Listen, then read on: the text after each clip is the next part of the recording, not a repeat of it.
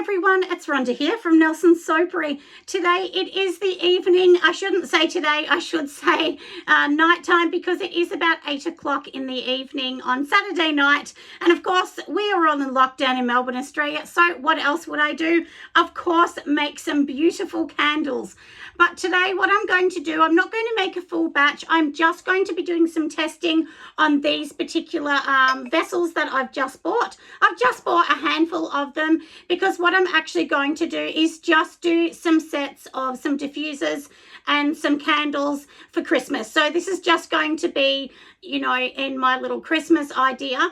And look, if I can tell any of you something, you know, I've been thinking about this a lot when, you know, on Instagram, I always say, you know, Christmas colors and all that. The one thing to remember too is Christmas colors are fun, but when we're going to give this to somebody, you know, you give it to them at Christmas and then those candy, Christmas candy kind of scents, they're kind of all over. So it's, you know, I always think at Christmas, it's better to give them something they're going to use after Christmas, because really only for the few days around Christmas do we have all those Christmas scents. But if you give them something beautiful, like this is going to be a rose scent, they're going to use that all through the year. So it's not just for Christmas Day. But anyway, I thought I've got to get that bit in because I think about that quite a bit. But anyway, I thought for this one here, we're going to do my famous Blooming Rose scent, and that is a mixture of gardenia and 2 different rose scents and some peony scent that I put in these as well. And I do get 2 of the scents I get from Pure Candle Supplies, and another one I actually get from Aussie Candle Supplies. So that makes up my Blooming Rose fragrance. But for today, we've got everything happening down here, so I will pop the camera down and explain a few things, and then let's get going and have some fun. All right, so on my bench here, of course, I do have this beautiful vessel. I have already put a cotton wick that I had.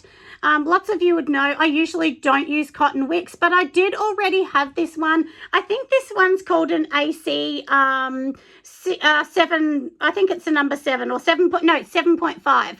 And it should be fine for this diameter, but of course you don't just make a candle and sell it. You do need to test your candle before you get to that stage. So in here, I do have my wax. So my wax is already melted and I've just popped it in this one. I did take it out of, I put mine in a slow cooker to melt the wax. That's what I actually use at the moment. And then I just pour them back in here. So I've measured this one up. So in here, I do have 270 grams. 273 grams actually, and then I'm going to make up the rest of the mix, of course, with the fragrance oil, which is in here. But we won't be using that right now. So the fragrance, once this gets to the right temperature, then we'll pour that in. So, but for today's video, what I thought I'd do is I'll also tell you the temperatures for 464, because I do get quite a lot of questions about that. So this one here is not 464 that I'm using. This is Pure Candle Supplies wax, which is 100% soy. So I will be using this one here, but it does need to get to a really low temperature. But as I said, I thought I'd also talk about 464 because I know a lot of you do use that one. So I've scented my wick, and now I'm going to show you something a little bit tricky that I've done. So basically, when you get this, you know, either you've got to put a lacquer band or you've got to put a stick or something to hold this wick in place. So what I actually did is thought, what can I use? Because, you know, I just didn't want to buy some that, because I don't use a lot of cotton wicks. So I didn't want to buy a holder. So anyway, I have these particular little plastic containers in my shop at the moment, which all they are is these containers. And this was the lid. And then I was just playing with it and I flipped it upside down and thought, oh my goodness, it fits perfect. So what I actually did is cut the center. So this is what the center is here, and it's going to sit like this on it. So I'll show you what I'm going to do. So basically all we're going to do, I've just kind of made, this is a makeshift one, you know, I just popped a hole in it. And I mean, I thought, look how perfect that is. It actually fits perfectly on the jar. So you don't need to get a holder. Even when you're throwing out some plastic containers at home, you know, you might have yogurt or butter or something in them. See if they fit your jars and then cut them down, because that way we're sort of also helping with recycling and sustainability. And we're not buying extra things that cost us more money. So anyway, that's a little bit of a trick. I know it sounds like I'm being a bit cheap, doesn't it? But, you know, we've got to work with what we do. And everything that you buy in your candle business or soaping business costs money. So if I had to buy these, I would actually have to include that into my prices. So that's what I'm saying. You know, if you can use all these things, it brings your price down lower as well on the products that you're selling. Your customers are going to love it. You sell more items. So that's just a little bit of a trick, isn't it? Now, a lot of the questions I get asked is, you know, people say, well, the hot throw isn't great. Or, you know, it's just not working. The top's wrinkled. There's lots of reasons for that. There really is a lot of reasons for that. So we'll go into a few of those reasons as we're going along. Now, there's a big debate about your, you know, your wax and the heat. So what I particularly do for mine is I just like mine to be at the right temperatures that I know work for me, and that's what I do. So I do have my, you know, my little infrared gun, and all we're going to do is I just pop it in the top to see what the temperature is. This one here is saying 67. I really want this to be about 65, and then I will pop in my fragrance oils.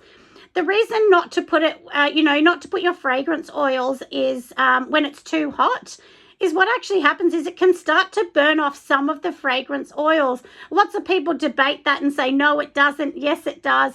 Personally, I think it does. I really do. And I have noticed that that the smell just wasn't as nice when I put it in too hot. So definitely wait until it is the right temperature. I know it's annoying because there's a lot of waiting around with making candles, and candles is a science. So definitely wait. So we'll wait for that. And then, like I said, I already do have my fragrance oil just here. So then I'm going to pop it in.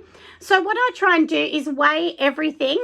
And do make sure you have a little book and you're writing everything down in the book that you have, because that is so important for you to write everything down, and then you know where you've gone wrong or where you've gone right. If you're going to put color into your candle, this would be the time that you would have done it. You would have done it once it reached around 70 degrees, then put it in. I'm not going to put any colorants in today. I'm just going to leave this one because this jar is a really light color. If I put purple or something, it would show through. So we're just going to keep it the nice color. And I know it looks yellow, this wax, but it will go down to a beautiful white, creamy kind of color. And then I'll just pour it in the side of my gorgeous jar that I've got here. If you're doing jars, you know, candles, sorry, professionally, I really suggest that you put each one onto a scale, weigh it all up, and then pop them down, because you don't want to have one that is, you know, that could have 300 grams, one that has 260, because people would be making their own tags for these if you're selling wholesale. But if you're even selling yourself, you do need to have the weights right. So that is really super duper important. But anyway, like I said, we've got our, you know, makeshift holder here. So that way we know everything's scented and it's going to be gorgeous. Then once this is ready, I will start to pop in my fragrance oil. So we'll just test it and see how we're going. So it's 64.4, so I'm happy with that. I'm going to just pop it straight in the top. So when we actually pop in the fragrance oil, it's going to bring down the temperature, which is really, really good, because that's what we want, isn't it? So, you know, we're just trying to bring this down. And as I said, for Pure Candle Supplies, they suggest that you pour, you know, you're going to be pouring into your vessel with this particular wax at under 50 degrees. I like it at about 46 to 48. Just before it's getting cloudy is when I do mine. And all you've got to do is make sure you're very, very slowly stirring. If you do this vigorously, you're going to get lots of bubbles. It can cause sinkholes and so on to them. But also, what I thought I would do today is I'll actually do a little bit of information for you, just to let you know as well on the temperatures if you are going to be doing 464, because 464 is one of those things that people are always a bit like, oh no, what do I do? And they're always a little bit concerned with the numbers with 464. And I have heard lately that 464 has actually changed a tiny bit. So lots of people are saying that at the moment, and I definitely noticed it the last time I used it, hence why I changed from 464 because I always used it, but I really just decided it wasn't for me. It was just too tricky and frosting and so on. So anyway, I'm much happier with this one. If you're doing colored candles, I really suggest that you look at using a coconut soy because it just seems to frost a lot less as well. So that's kind of a bonus, isn't it, if we kind of can do all those things as well. So anyway, let me organize this and I will be back. If you're going to be using 464 soy wax, these are the temperatures that I suggest you use. I mean, of course, do your own testing, but this is sort of my suggestion for you. So you're going to heat it up to 185 degrees Fahrenheit, or if you're in Australia, that would be 85 degrees. The fragrance, you would be adding your fragrance at 180 Fahrenheit, or once again, if you're in Australia and you use degrees, that would be 82 degrees when you're going to add your fragrance. Make sure you're stirring for 2 or 3 minutes as well. And then you are going to be pouring, if you're using 464, you would be pouring at 135 Fahrenheit or 57 degrees, because in Australia we use degrees. So I hope that helps you. And just to let everyone know, I only ever use about 9% is the fragrance load that I use on my candles. You can use up to 10% for soy, but just remember that you don't need to go right up to that. And of course, that does add more and more money onto your costs as well. So everything you do just keeps adding, and there is no reason why you need 10% as well. Some people use 6, 7, 8%. I mean, there's no wrong or right. It's just whatever works for your little business and what actually helps you along the way. So I hope that little bit that I gave you about 464 may be a little bit helpful as well. Now, my my wax here, I've just had a look, and at the moment it is 52, so it's too hot still. So we will just leave this for a little minute, and then once it's ready, we're going to pour it in. And in this jar that I've got here, I'm going to pour it in and literally just leave it. When you're doing testing as well, if you're thinking, you just want to do one to test, and I know that you'll think, oh, I'm going to burn that tomorrow, I just want to see how it goes. I really wouldn't do that. You need to try and keep it for at least a week or 2 weeks to see how it goes and then burn it, because then you'll get the true indicator of the candle. Because if you were to make candles to sell, you're not going to make it and then sell that within 24 hours. Most people aren't going to. The time someone orders and they get it is going to be 1 or 2 weeks. So, it's like comparing apples with apples. You want to really compare when they're going to use it and so on. So, because there's no good doing it in one day and then the scent throw is not there, you're upset, so you add more scent in, and before you know it is way too strong. So, so that's something that I really sort of suggest that you try and wait. I know that's really hard, but anyway, that's my suggestion. If you get the bumpy tops, don't stress about it. You can use a heat gun and smooth over them. And, sometimes over time, if you use colors as well, the color will disappear. I always tell people when they're buying my candles, I say, this is 100% soy. Soy, is a natural product, and it just does its own little thing sometimes. And most people appreciate that honesty, and they're like, well, I'm happy to buy it because I want a natural candle. If they want one that's super, super silky smooth, maybe then a paraffin would be in that. But the minute you say paraffin, usually they say, oh, no, I actually don't want that.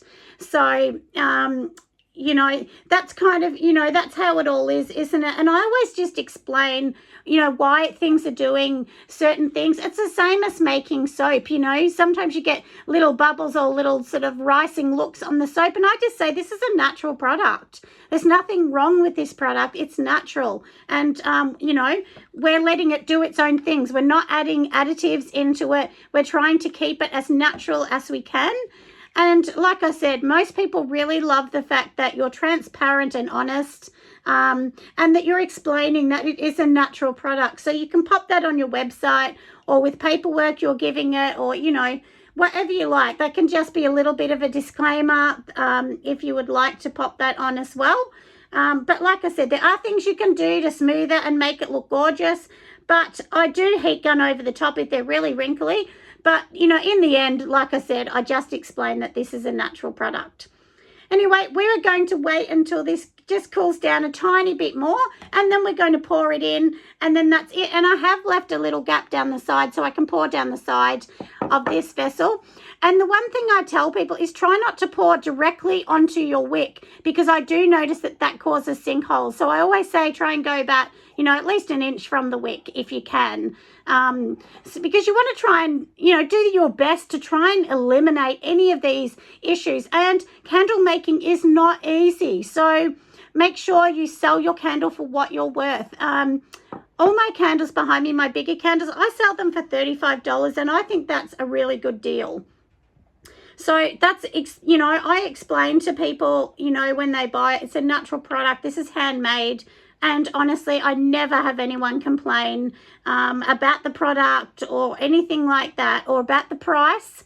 So don't go selling your candles for $10, because it takes a lot of work, a lot of money in testing, and you should be paid for all the testing. It's just like someone going to the office and being paid. You should be paid. But anyway, I thought I'll add that bit in, because a lot of people sort of think, oh, well, I'll sell it cheap and I'll sell more. But honestly, it doesn't work that way. So don't undersell yourself.